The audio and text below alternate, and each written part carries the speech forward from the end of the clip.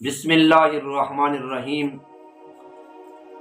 اللہ تعالیٰ کے فضل و کرم سے قربانی کی فضیلت، قربانی کی اہمیت اور اس کے مسائل اور احکامات کے متعلق میں آپ لوگوں کو آگاہ کر رہا تھا کہ ہو سکتا ہے یہ جو اتنی عبادت ہے اور بہت بڑا فریضہ ہے، اللہ رب العزت ہمارا قبول فرما لے اور اللہ تعالیٰ اس کے قبول کرنے سے ہمیں اجر و ثواب سے مالا مال فرما دے۔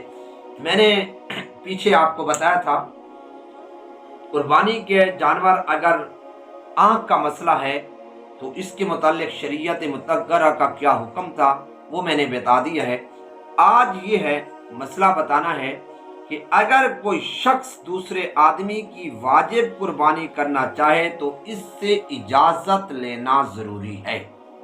واجبی قربانی ہے، کوئی دوسرا شخص کرنا چاہتا ہے تو اس آدمی سے اجازت لینا اب ضروری ہے، ورنہ اجازت کے بغیر قربانی کی صورت میں دوسرے کی واجبی قربانی ادا نہیں ہوگی۔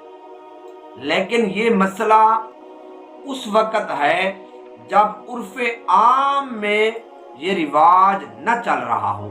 اگر عرف عام میں یہ رواج چل رہا ہو کہ میاں بیوی کو، اس کو اولاد کو، سب کو معلوم ہو تو اس وقت اجازت لینے کی ضرورت نہیں ہوتی، بغیر اجازت کے بھی اس کی قربانی ہو جائے گی۔ یہ مسئلہ اچھی طرح ذہن نشین کر لیں، کیونکہ یہ چھوٹے چھوٹے مسائل ہوتے ہیں جو یاد کرنے ہوتے ہیں۔ اگر خدا نخواستہ یہ مسائل رہ جائیں تو ہمارا ایک بہت بڑا فریضہ جو ہے نا ہم سے یہ رہ جائے گا۔